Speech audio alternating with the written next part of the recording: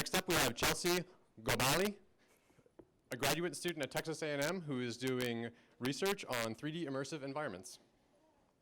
Howdy, everyone. My name is Chelsey Gobeli. I'm a current graduate student at the Department of Visualization at Texas A&M. And my research, in essence, is not working. So I'm investigating 2D UI within 3D immersive displays. I'm talking about head-mounted displays specifically. And there we go. So you can think of that as 3D UI. So let's talk about 2D graphical menus. So this started back in the 80s with WIMP. We have windows, icons, mouse, and pointers. But you also see how we've evolved from that. We have touch screens now on our phones and tablets, so we can touch them, use them. They don't no longer have windows on them, but they do use icons. And so also within games, your controllers have changed. We have like actual controllers like Xbox and PlayStation 2 and 4 and so on. We've also changed those into going through air flight systems and like cars. We actually have different types that we use. And so over on the right is a screen from Skyrim. The information is displayed completely. It takes up the whole screen. But taking that into a head-mounted display is very obtrusive, and it kind of makes you feel very awkward. And so this is a pull from a gentleman that does VR games, and he kind of reviews them on YouTube. And this is Zelda Wind Waker. And so you can see where the health bar is, where the rupees are, and the maps in the corners. Now, as you're walking through a system, the immersion that you feel can kind of get a little disruptive, feels a little bit fake, because it's a flat screen and it's just following you through. Now, thinking about how we can change the placement of that, we can start making it kind of come in and out. Maybe you can turn to the side and see it pop up. But the importance of the immersion can be taken out whenever you do need to switch maybe different weapons or looking at the dungeon map here. So it takes you out of that environment. Now, this Zelda Wind Waker was made to be on a screen. It was not made to be in a head-mounted display. And so understanding that is the first step.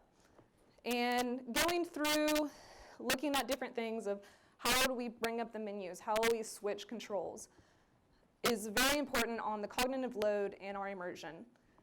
And with the cognitive load, we want to focus on our task. So if you are fighting a monster in any game, you want to be focused on that and not have to worry about, oh, I need another arrow, oh, I need to reset my bullets through my weapon. And so it needs to be quick, easy, natural, and fluid. So what we're researching is looking at these 2D UI elements. Now, a lot of games and people have started to take away from that, but I still think it is needed in different areas. Not within games, but in different medical, maybe industrial instances. So within this research, we're looking at the cognitive load and the presence. We're looking at conducting two studies. The first one looking at how it is directly mapping to the head-mounted display, looking at its immersion levels and the cognitive load, and then changing that design and looking at those. So we're first doing that user study and taking that data and implementing it further into a new set of information, finding out, what do people like, what experience do they feel most comfortable with, and designing from then on. So in essence, we are developing the new UIs that complement the inherent 3D structure. Expected outcome will give new insights into the strategic placement of the UI elements in the 3D immersive environments. But further, to continue the research further, more complex graphical menus will need to be looked at. On the left is Dragon Age Inquisition, and there's a lot going on in it.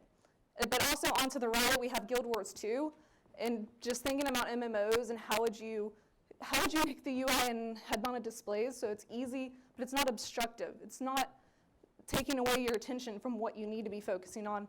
Because especially with MMOs, you have to run around. And you have to be knowing where your teammates are, knowing what skills you need to be using at that time, when are the cooldowns. There's just a lot of information to look at. And this is research I am continuing right now on my thesis. It is just starting. So please feel free to have any questions, and thank you.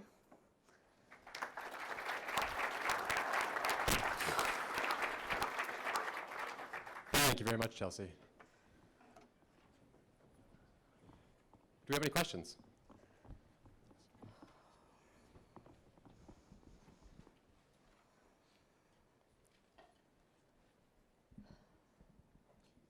Thank you. Jim Novak, Talent Swarm.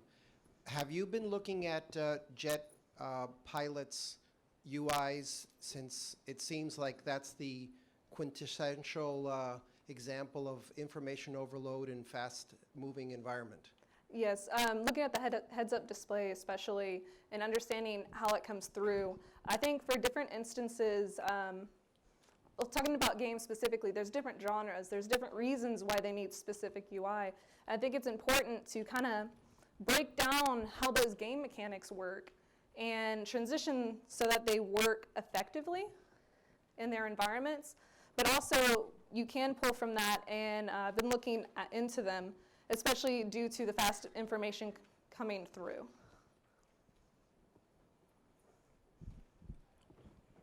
Oh, hi, my name's Dave Cox. Back in '98, I was at the Media Lab at MIT, and William J. Mitchell suggested those of us that were working with 3D icons with AR read Robert Venturi and Denise Scott Brown's Learning from Las Vegas, which was a study of the Strip in Las Vegas in terms of signage and how it worked in terms of scale and all that. And it's kind of become like the unofficial guide, for AR signage, for one perspective anyway, but I'm kind of working on a few ideas about a language of AR. I'm doing a networking thing tomorrow morning. I don't know if anyone's interested. I think we all missed the question. We have time for one more very, very quick one. Just real quick, how do you measure cognitive load? So there have been a few studies that I've been looking at. I'm trying to define that a lot clearer. There was one process of, during the user study, they would have flashes of numbers or colors of the numbers or letters that would come on screen. If they would pay attention to them, or if they would know, oh, I saw it, I know it was there, they weren't, exhausting that resource. So if they were to be able to notice it, they're able to not have as high of a load. Now that does kind of have some background on, like, are they really immersed or are they not? So there are some confounds there. Thank you very much, Chelsey.